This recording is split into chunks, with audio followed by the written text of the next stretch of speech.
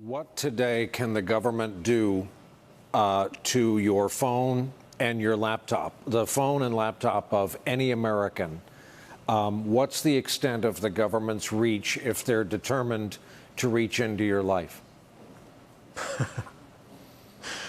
We could talk about this question for hours, Brian, but we don't have time, so I'll try to summarize.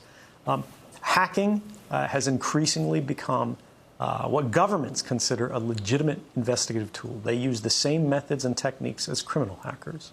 And what this means is they will try to remotely take over your device. Once they do this, by detecting a vulnerability in the software that your device runs, such as Apple's iOS or Microsoft Windows, they can craft a special kind of attack code called an exploit. They then launch this exploit at the vulnerability on your device, which allows them to take total control of that device. Anything you can do on that device, the attacker, in this case the government, can do.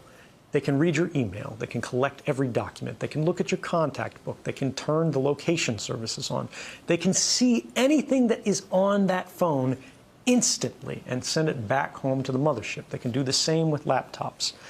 The other prong that we forget so frequently is that in many cases they don't need to hack our devices.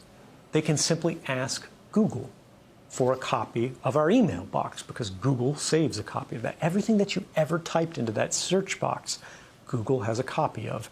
Every private message that you've sent on Facebook, every link that you've clicked, everything that you've liked, they keep a permanent record of.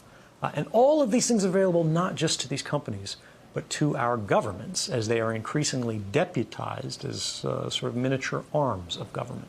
What about enabling your microphone camera?